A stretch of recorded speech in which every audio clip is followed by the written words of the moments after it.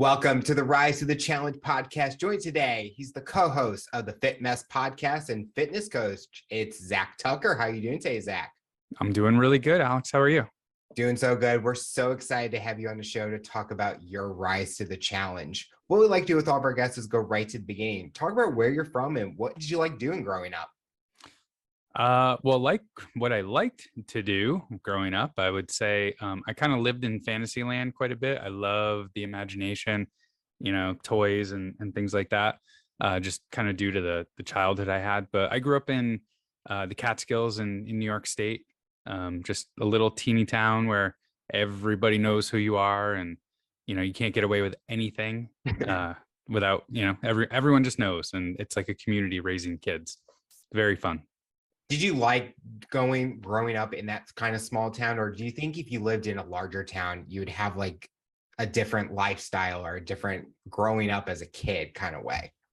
I think I would have been a little bit more cultured. I know I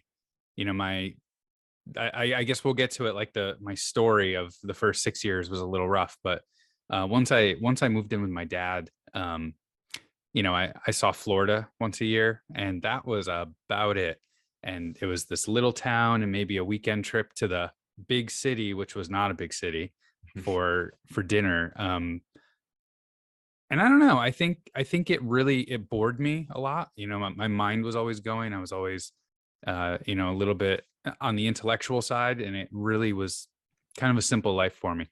Now that I'm 43, I actually kind of want to go back to something like that. Definitely not the town I grew up in, but something on a small scale. And enjoy that a little bit more. I had that same thing. I grew up in the city life, and then I go to a town where I guess it's not small, but you have to drive 30 to an hour to get to the next big town or the next town in general. Yeah. And to me, I always wanted to go back to the city life because I think just growing up and just enjoying everything, getting to access all those different things, people everywhere. I think that was just me, that homebody. But I like to have that freedom to go to that small town or go to the kind of the oasis and just be myself and not have to worry about thousands of people right next to me. Yeah.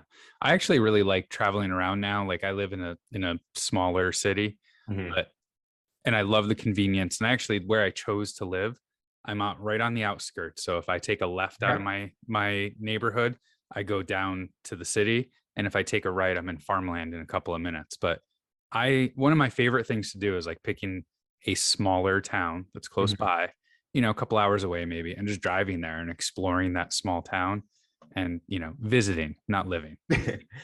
Growing up, what's the biggest thing you learned about yourself? Ooh, well, I guess define growing up, because I really didn't learn. It took me probably close to 20 years to learn about myself. Wow. Yeah, I had an interesting childhood. It was very traumatic. It was very, don't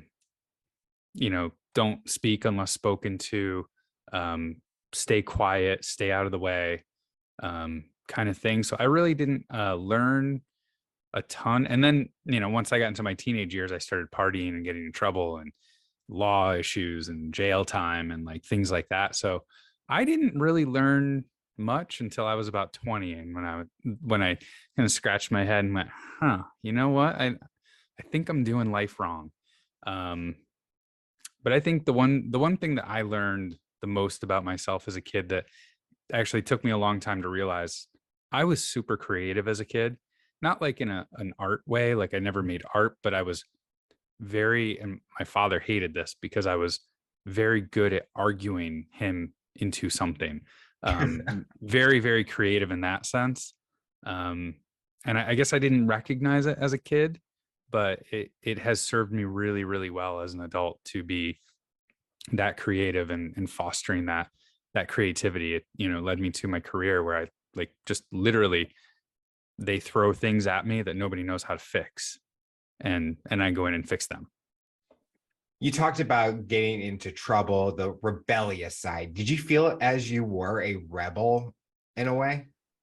I didn't feel like I was a rebel. I just didn't know there was another way to live.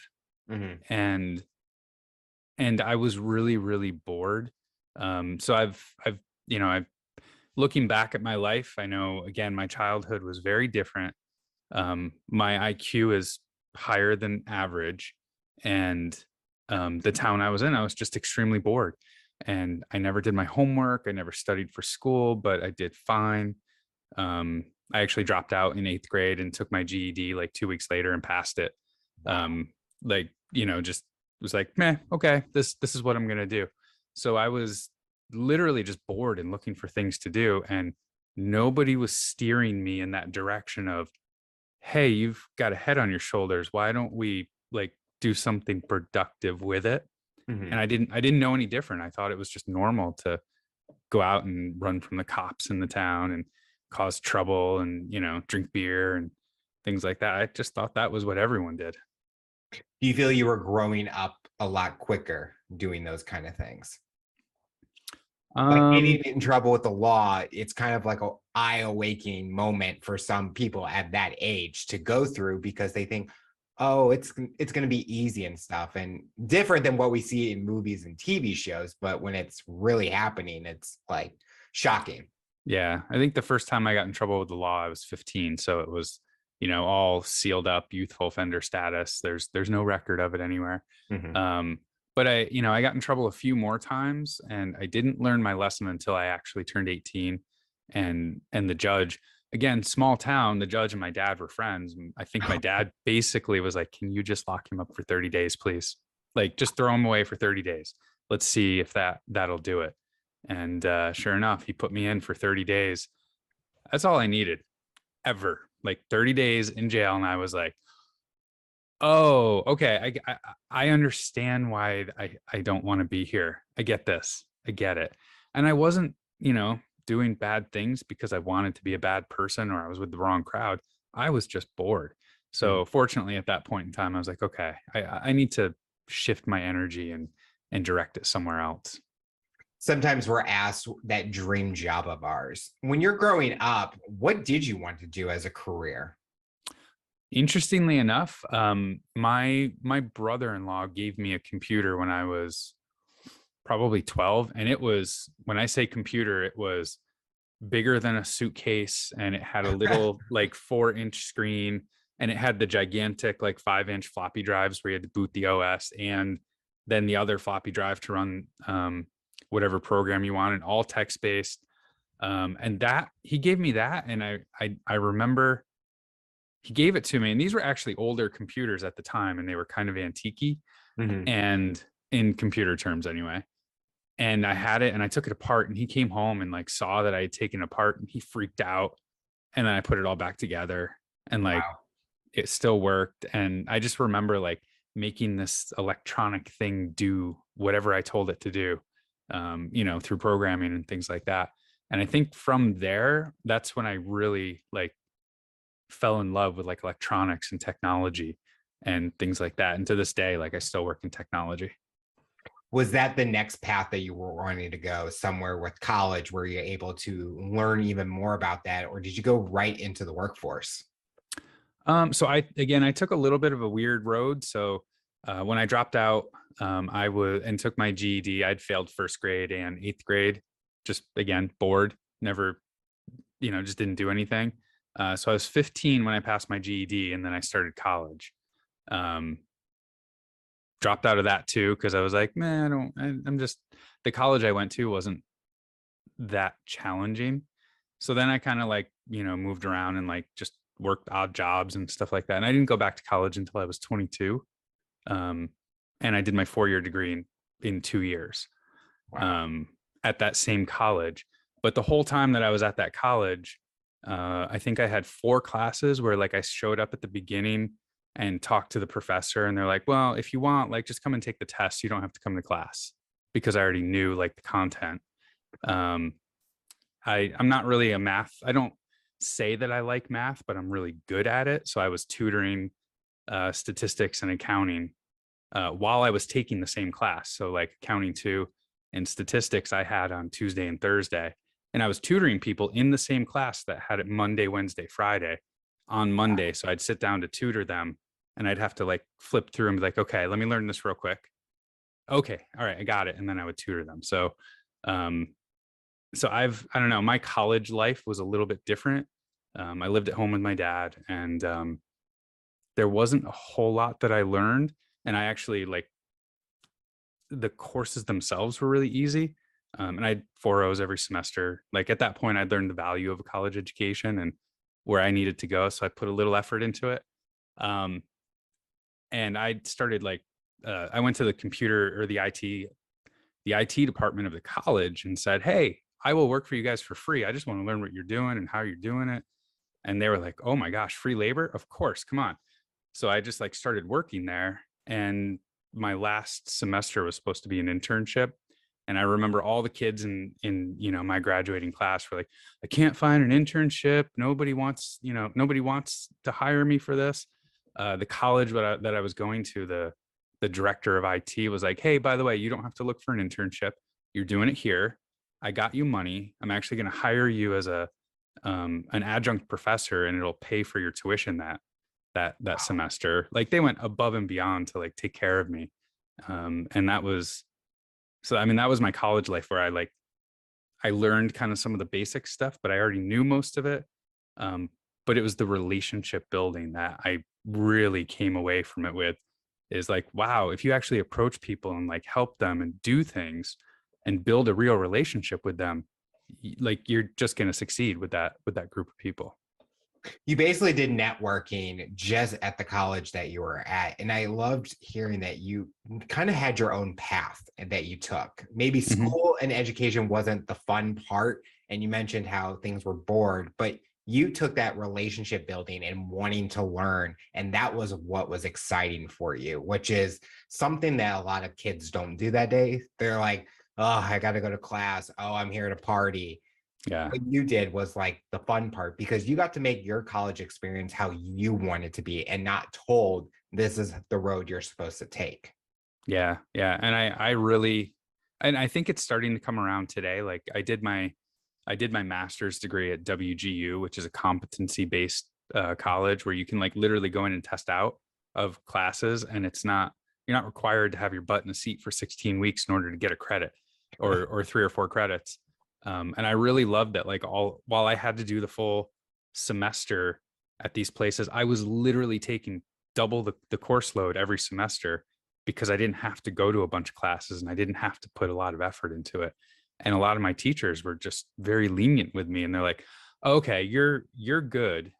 I don't need to see you here. I know you're going to get an A." And half of my classes, they curved the grade based on my scores. Nobody liked me in those classes. Looking back at that time, is there one professor worker that you built a great relationship that you wish that kind of were still happening today?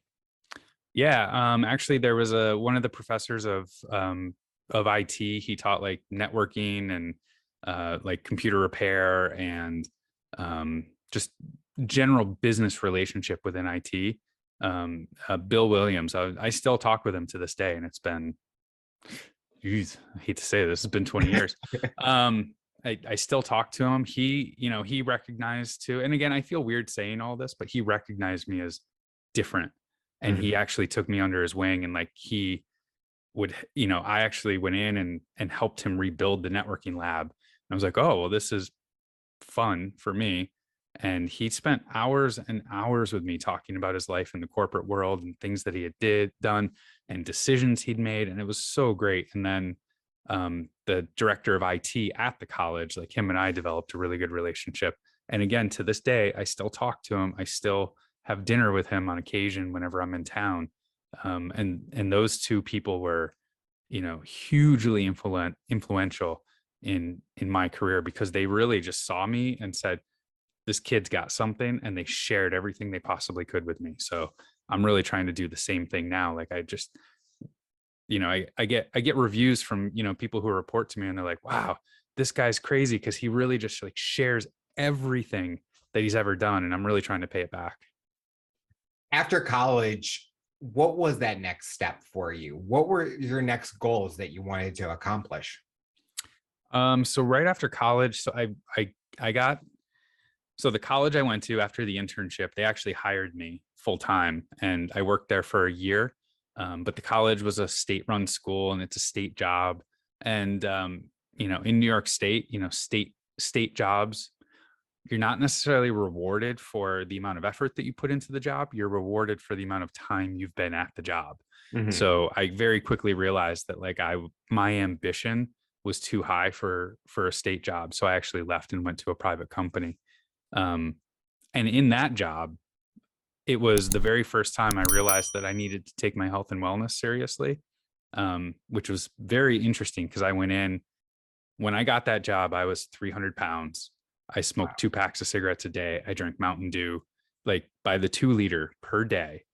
My friend worked at McDonald's, so I ate there for free every single day, like just super, super unhealthy. And then I had, 20 years worth of trauma that I needed to wrestle with as well, and super high functioning anxiety.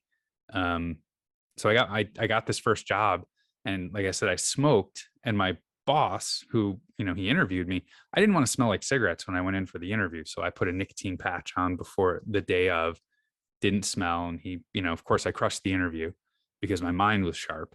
Mhm. And then I started the job, and the very first day he looked at me, he's like, man, if I had known you smoked cigarettes, I would have never hired you. Wow. And like, that just hit me like a ton of bricks. I was like, wow, like, it doesn't matter how smart I am, doesn't matter how good I am. Like, these things are not only bad for my health, but they're going to hurt my career. So I Mhm. quit smoking, and, still one of the hardest things I ever did. And then it was that moment where I was like, I need to start moving more. I need to start eating better. I need to start like actually taking care of my mental health, my emotional health, and my physical health. And I knew my career would progress, and I just kept doing the things that, those people at the college showed me how to do. I found new mentors. I was constantly reaching out for people who are like 4, 5, 6 steps ahead of me, and just going, hey, can I talk to you? Can we chat on a regular basis? And, I can bounce things off of you and ask you how you would do something. And, so I always knew that like, my career was going to be fine. But it was, how long I was going to stay alive was the next question. Was there ever a time, especially with smokers, where they quit and then there's always that temptation to go back? And even with the health and fitness world, it's always those temptations. I've had those struggles where I haven't eaten fast food in 2 years and I'm like, oh, that smells good, but my stomach ain't gonna like it probably if I go back to it. Did you ever have those moments of temptations to go back to the old you? Or did you know that this is what's best for you and your future? Always have the temptations. I mean, you've got those neural pathways for those activities in your brain, and they're very well worn, and Yep. water is going to find the path of least resistance. So when you're in a moment of weakness, or, tired or not eating well, like if you just have one of those moments, your brain is going to, play the song it knows. Um, the cigarette thing, I don't know. I never looked back at that point. Like I tried quitting probably 2 dozen times, and I never could. And then it Mhm. was that one moment where I was like, I'm done, and I'm never looking back. And it doesn't happen too often now, but for probably 15 years, I would have a dream occasionally where in my dream I started smoking again, and I'd wake up terrified that I have to go through the process of quitting again. But I know I don't eat fast food anymore. No, I take that back. On the rare occasion, like if I'm in an airport or something like that, and I Yeah. have no choice, I just need something, I'll, get a grilled chicken or something. But um, I remember years ago, I was with my mom, and I took her out for something, and I was like, "Do you want to get lunch? Anywhere you want to go, let's go. I'm buying. We'll do it." And she's like, "Can we just go to McDonald's?" And like I remember my Oh. heart sinking, and I was like, "Ugh." And we went, and I just got like a hamburger and, a small fry. I was like, this, it's not much. One time, not going to kill me. And I ate it, and it tasted so good. Like I was like, wow, I forgot how good this tastes. But then within minutes, my stomach like just started Yeah. making all this noise. And I was like, oh boy, I'm in trouble here in a couple of minutes. And my body just literally revolted against that food. Oh, that's what I imagine if I did that. And because I love Taco Bell, and not saying that's the greatest food in the world, but it tastes good in the moment, but the after effects not the best at all. No. And again, I remember that every time I have a craving for fast food now, Yeah. I just remember my body going, whatever you just did to me was not good. Hmm. And just like, okay, I respect that. I'm not going to do that. With fitness being such a big part of your life, is there always a physical goal, or is it more of testing yourself to get to that next step?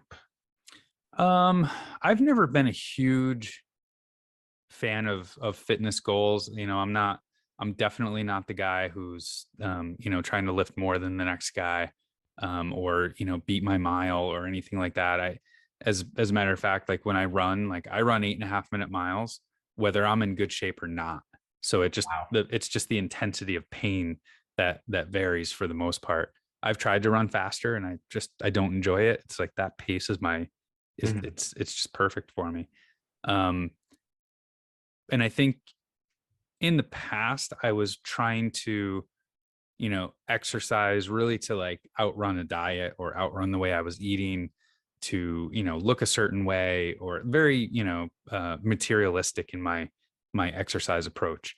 And now I'm 43 now and I'm literally in the best shape of my life. And I think it's because like I don't care about being ripped, even though like I'm told I look pretty good. I don't care about it anymore. I'm just out there to be like, you know what? I want to live as long as possible.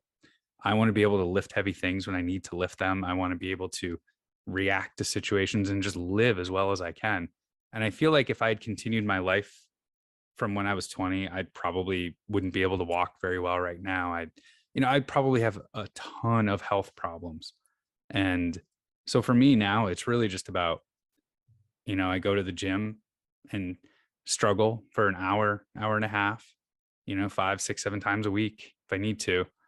Do a bunch of yoga, just a lot of physical movement, because I know that, there's a saying, motion is lotion, right? The more you Mhm. move your body, the more it's just ready for life. So I know when my dad was 50, he had trouble moving. So I don't want to be 50 and have trouble moving. As a matter of fact, there's a guy at the gym who's 55. He can lift more than me. He can run faster than me. He can do all the things better than me. And I kind of look at him and I'm just like, huh, okay, you just keep this up. And that's what it is.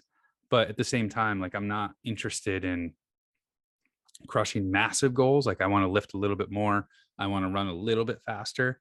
But I also know I'm 43 and, you know, pushing myself too hard is going to be injury and it's going to set me back. So there's, it's a fine line between huge goals for me and just maintaining my health.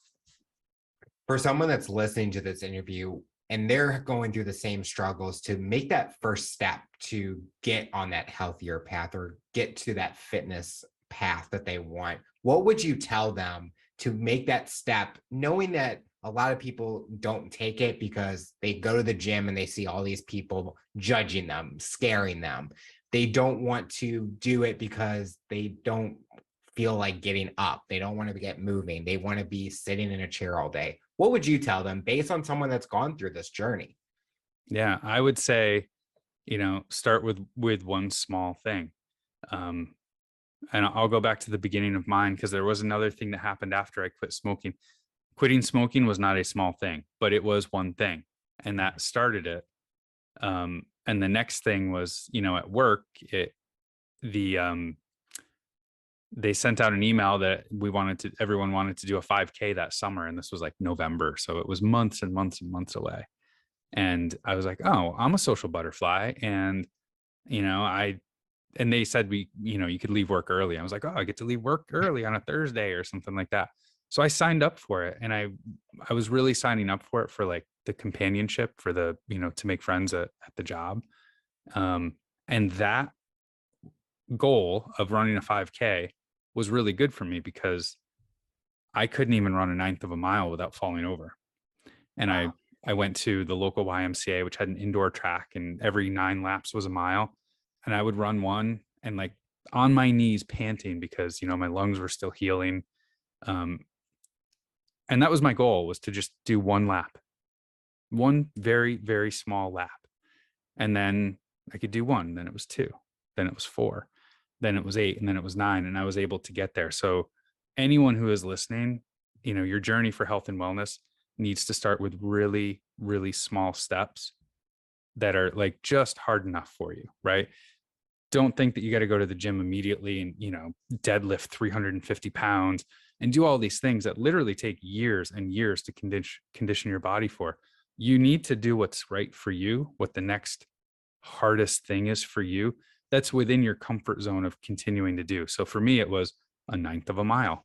And I committed to that just every day, a ninth of a mile. And in my, the shape that I was in then, it might have taken me 6 minutes to do it.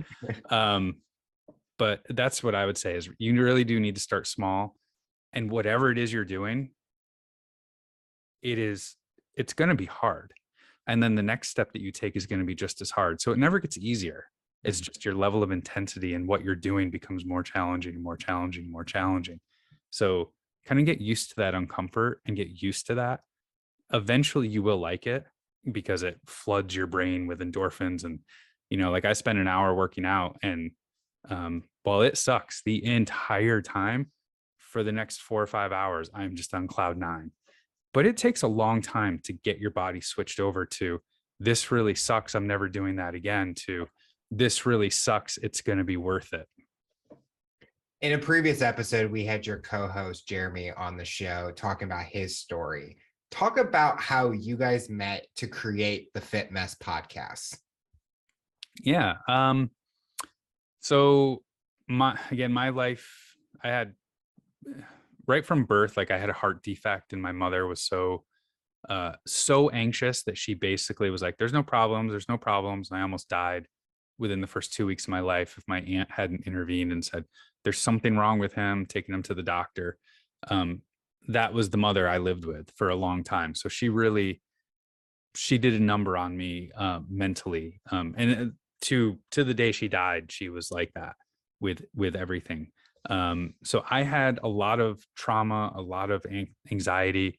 I was tested when I was 25, and they were like, here's the top of the chart and you are way above it on the anxiety scale. So by the time I was 20 and I went back to school, like I was dealing with this 20 years of mental anguish that, had me in such a depressive state that I wanted to kill myself a lot. And even attempted it twice and somehow failed, which isn't quite like me because I try to succeed at everything. But, it was just that bad. And, once I started getting my physical health in order, that's when I started working on my mental health. And I literally spent the next 15 years, trying different things to make myself a little bit better mentally every single day, to the point where when I met Jeremy, I was in a decent place. I still had a little ways to go. But Jeremy and I met when I was 33-ish, maybe 32. We met because our wives were pregnant at the exact same time, and they were doing a running club for fit moms, and they liked each other. So like, oh, let's get the guys together and have breakfast. They both like Star Wars. So we sat down at brunch or lunch or something like that and did kind of the typical guy thing. We're like, hey, did you watch the game last night? Yep. It was a good game. What kind of car you drive? What do you do for work? Like the guy stuff.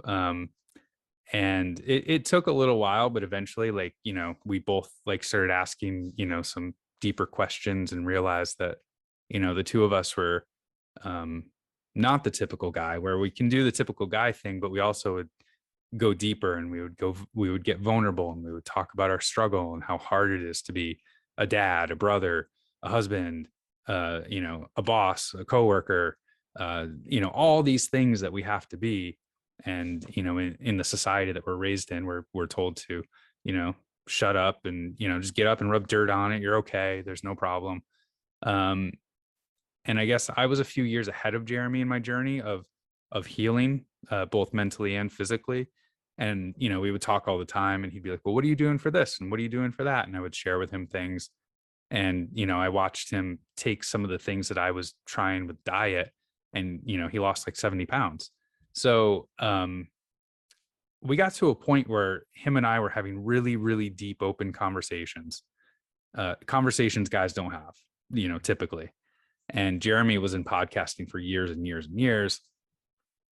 And I just had this, like I wanted to give back again, right, to all the people who helped me, all the, coaches and mentors who like got me through the worst of the worst. And I was like, we should do a podcast. Like we should do these conversations, but live, like, and get them out there for other guys to hear so that they won't be afraid to be vulnerable, have these conversations, and just kind of be better human beings. And he kicked it back. I mean, he's like, nope, not doing that. Not talking about my feelings. Nope, can't do that. And one of his hesitations was that like we don't have like degrees in anything, right? We're just two guys who had messed up lives and we figured it out. But that's relatable for a lot of people, right? Like somebody who's been through it is sometimes, more inspiring than somebody who never went through it but has a degree on the wall.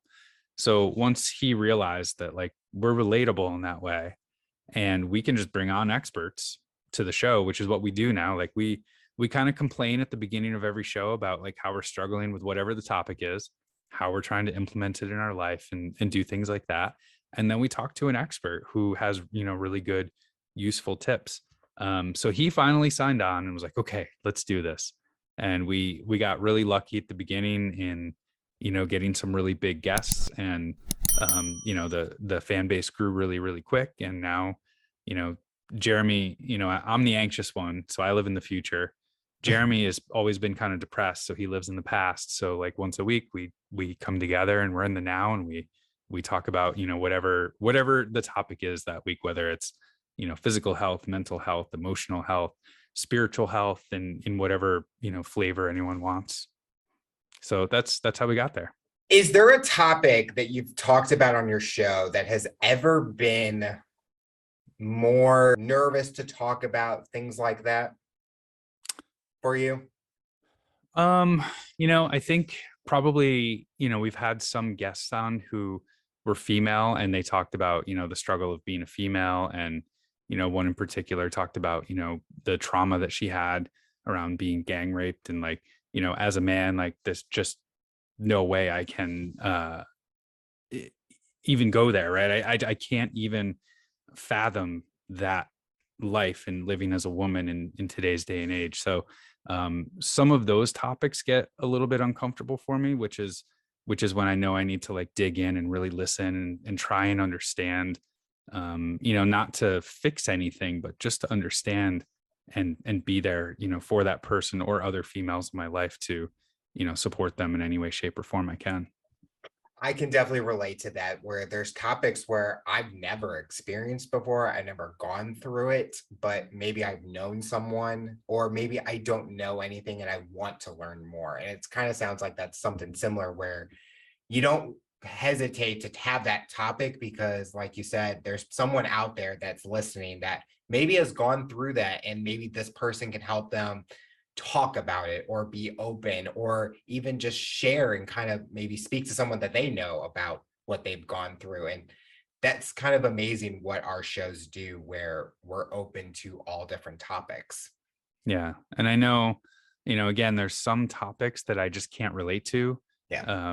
And that actually helps me in the sense that, I've got my story and I have the things I went through. And the way Jeremy describes, his trauma, he's like, I didn't have it like Zach had it. I had garden variety trauma, right? Everyone has their own unique thing, and everyone suffered in their own way. And it's kind of like the exercise analogy I was making earlier, where like it never gets easier. It's just the level and intensity change for you. So, it really made me appreciate the fact that like, what I went through was bad for me, and someone else who went through something worse, it was bad for them. And someone else went through something less than me, and it was bad for them. Point is, it was bad for all of us. And there's no need to compare. There's no need to say, oh, I had it worse than you, or you didn't have it as bad as me. Everyone had pain, everyone struggled, everyone got through it. And it's more about like coming together afterwards and just like, hey, you're a good human being, and I love you, and you're the best. And like, let's just, go crush life together.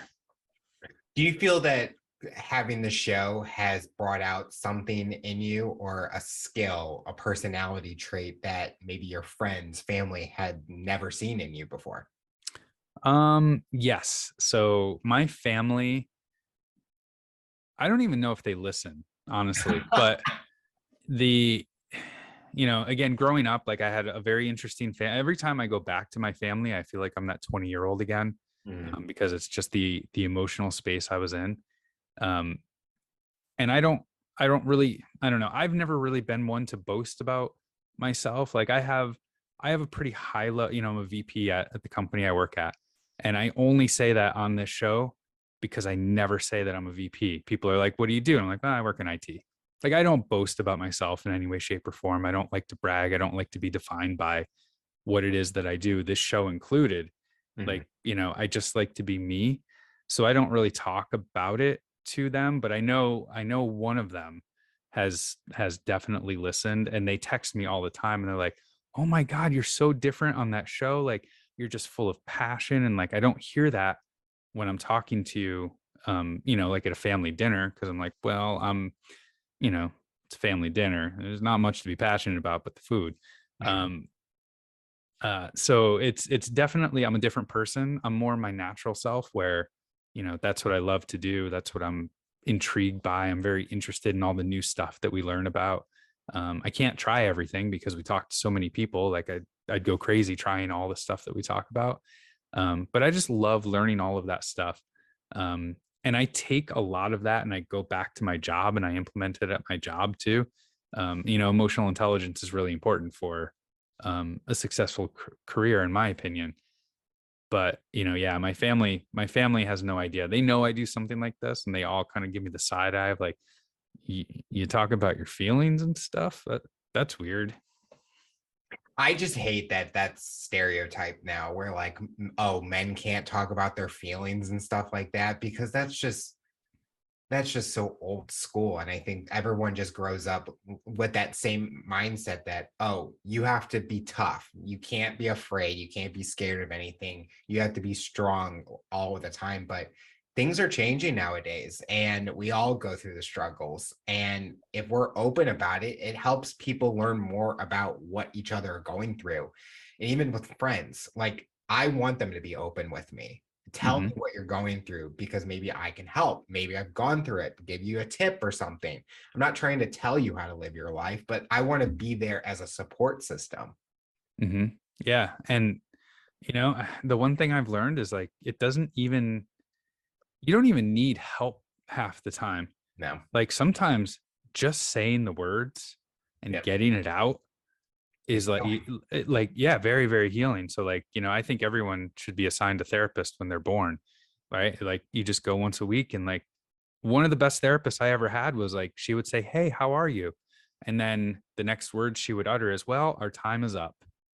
It was the best therapy ever. And I just sat there and talked the entire time. And there's real power in taking what's going on in your head and verbalizing it. Like you have epiphanies, you figure things out, especially if you've got somebody else listening. And I don't know, maybe it's the ego, like somebody judging you, like you're more thoughtful about the process. But yeah, I am, ever since I learned that like I figure things out about myself by talking, I will tell anyone on the street about my problems, not hoping that they'll fix me, but just, hey, listen. In the last few years, has there been anything fun in your life that you've been able to accomplish or you're wanting to do in your future? Anything that's planned on in your future? So planned in my future. So coming up shortly, I've waited far too long. You can't really see it, but around me, I do have like all the gear for, a virtual cockpit to, fly airplanes. Okay. Flight simulators with, VR goggles and all the equipment. And I finally decided I'm just going to go do it and go get my pilot's license. Something I've always wanted to do. So that's coming up really shortly.